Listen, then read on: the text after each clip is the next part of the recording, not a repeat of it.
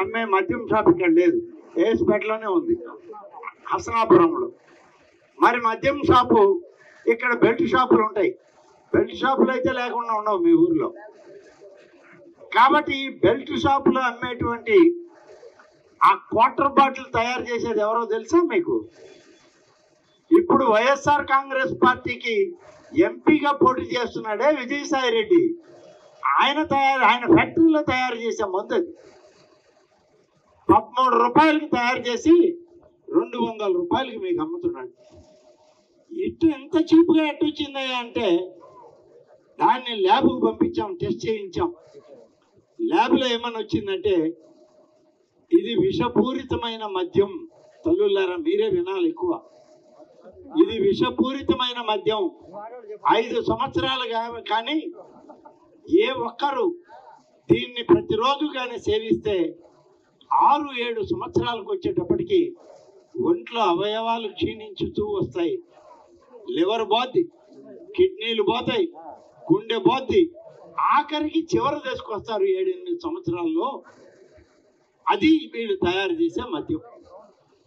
ఈ మద్యాన్ని అడ్డం పెట్టుకొని ఈ 5 సంవత్సరాల్లో జగన్ రెడ్డి విజయసాయి రెడ్డి కూటమి 1,00,000 కోట్లు దోచేశారు ప్రజాధనాన్ని, విషాన్ని నమ్మి అని చెప్పి మీకు మనవి చేస్తున్నారు. కావాలా ఇవాళ మీ ముందు మీరే ఆలోచించాలి.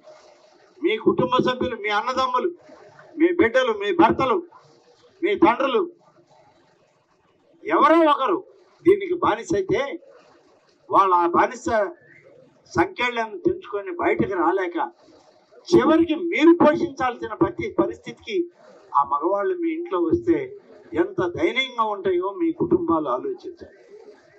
అందుకనే ఈ ప్రభుత్వం ఈ చీప్ లిక్కర్ మొదలుపెట్టిన రోజు నుంచే తెలుగుదేశం పార్టీ ఉద్యమం చేస్తా ఉంది, చంద్రబాబు నాయుడు గారు ఉద్యమం చేస్తా ఉన్నారు.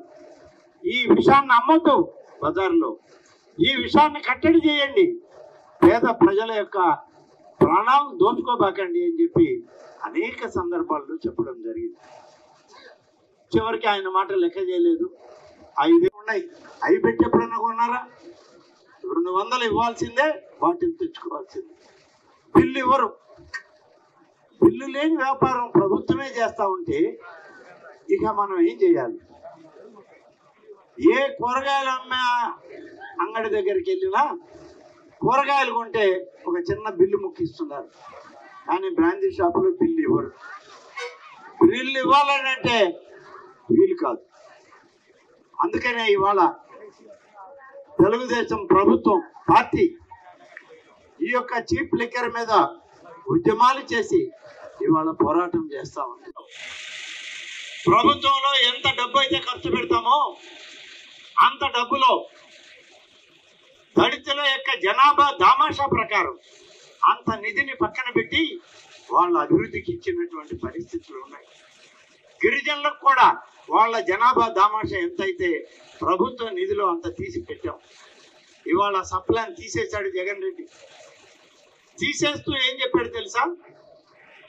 మీకు కూడా అమ్మఒడి ఇచ్చాను, మీకు కూడా పెన్షన్ ఇచ్చాను, మీకు కూడా రైతు భరోసా ఇచ్చాను, మీకు కూడా మీ పిల్లలు చదువుకోవడానికి ఇచ్చాను అని. అంటే ఉన్న వాళ్ళతో సమానంగా మీకు కూడా సంక్షేమం ఇచ్చాను అన్నాడే తప్ప మీకు ప్రత్యేకంగా మేలు చేసే కార్యక్రమం ఏది నేను చేయలేదని ఆయనే ఒప్పుకున్నాడు. ఇచ్చేది అక్కడ ఫీజులు కట్టేది అయ్యే ఖర్చులు ఇచ్చి పంపించేవాడు. కానీ ఈయన వచ్చా విదేశీ విద్యను తీసేశాడు. అంటే దళితుల బిడ్డలు, గిరిజనుల బిడ్డలు ఉన్నత విద్య చదవకూడదు, మీకెందుకు ఆ పెద్ద చదువులు, మీరు ఇక్కడే ఉండండి, మీరు బలపాలు. ఇవాళ మన ముఖ్యమంత్రి సైకిక్ డిజార్డర్ అంటే ఏంటంటే మతి స్థిమితం లేనటువంటి వ్యక్తి ఇవాళ ఈ జగన్మోహన్ రెడ్డి. ఇంకెన్ని రోజులు భరిస్తారు తల్లి ఈ పెద్ద మనిషిని? మీకు అన్యాయం జరుగుతూ ఉంది, మీకు అన్యాయంగా మీకు రావాల్సిన వాటాలు తీసేస్తున్నారు. అయినా కూడా మనం ఆలోచించకుండా ఇంకా ఇలాగే ఉంటే రేపటి తరం నిర్వీర్యమైపోతుంది. మీ బిడ్డలకి న్యాయం జరగదు, మీ బిడ్డలకు ఉన్నత స్థాయి రాదు. ఉన్నవాడు బాగా చదువుకుంటాడు, వాడు డబ్బు తెచ్చుకుంటాడు, లేని వాళ్ళకి ఇవాళ ఇబ్బంది అంతా.